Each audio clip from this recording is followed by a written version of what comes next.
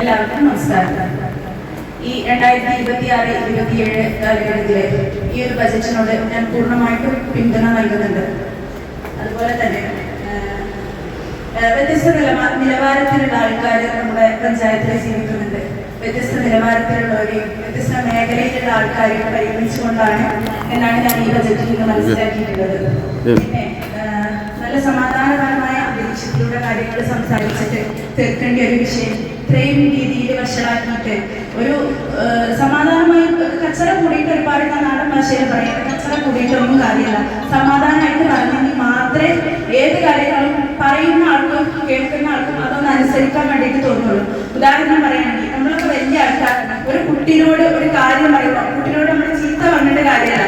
ആ കുട്ടിയോട് സമാധാനമായിട്ട് ഇന്നിന്റെ കുട്ടി അങ്ങനെ ചെയ്യരുതിട്ടോ എന്ന് പറഞ്ഞു കഴിഞ്ഞാൽ ആ കുട്ടി പിന്നെ ആ തെറ്റ് ആവർത്തിക്കില്ല.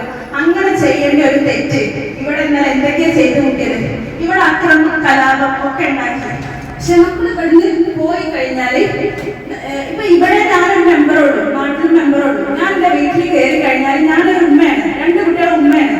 ഇവിടുന്ന് എന്തെങ്കിലും പറ്റി 2 ദിവസം പഞ്ചായത്തിന് ആൾക്കാർ വരും, ധനസഹായങ്ങൾ തരും. അതുകൊണ്ടൊന്നും ഒരു ഉമ്മ ഒരു കുട്ടിക്ക് ഉമ്മായി നഷ്ടപ്പെട്ട് കഴിഞ്ഞാൽ കിട്ടൂല. ഒരു ഭർത്താവ് ഒരിക്കലും ഒരു ഭാര്യ ആവില്ല, ഒരു ഉമ്മക്ക് ഒരിക്കലും മകളാവില്ല. അതൊക്കെ ശ്രദ്ധിച്ച് വെറുതെ ഒരു കലാപം ഉണ്ടാക്കണ്ട. പിന്നെ ഇവിടെ പറഞ്ഞു നിങ്ങളെ തറവാടാണോ ഇത് എന്നുള്ളത്. ഇന്ന് അതിന് ചെയർ എടുത്ത് എറിയാണ് മോന്റെ തറവാടാണോ ഇത്?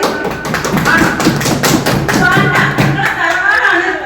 ഞാൻ ആ തറവാടിലുള്ള ആണോ? ചെയർ എടുത്ത് എറിഞ്ഞു. തറവാട്ടിലുള്ളതാണെങ്കിൽ ഞാൻ ആ വ്യക്തിന്റെ ആരെങ്കിലും ആണോ? ഞാൻ തറവാട്ടിലുള്ള ആളാണോ? ചോദിക്കാന് ഒരുപാട് ചോദ്യങ്ങൾ ഉണ്ടാവും. അതൊക്കെ മനസ്സിലാക്കുമ്പോൾ ഒരു ചെറിയ LKG കുട്ടീന്റെ ബുദ്ധി ഉണ്ടെങ്കിൽ ഇതൊന്നും ഇവിടെ നടക്കൂല. കുറെ വെള്ളം തുണിമുപ്പായിട്ടൊന്നും നടന്നിട്ടൊന്നും കാര്യം ഉണ്ടാവില്ല. കലാപം ഒന്നും നടത്തിയിട്ട് ഒരു കാര്യമില്ല. ഏതായാലും ഈ ബജറ്റിന് 100% ഞാൻ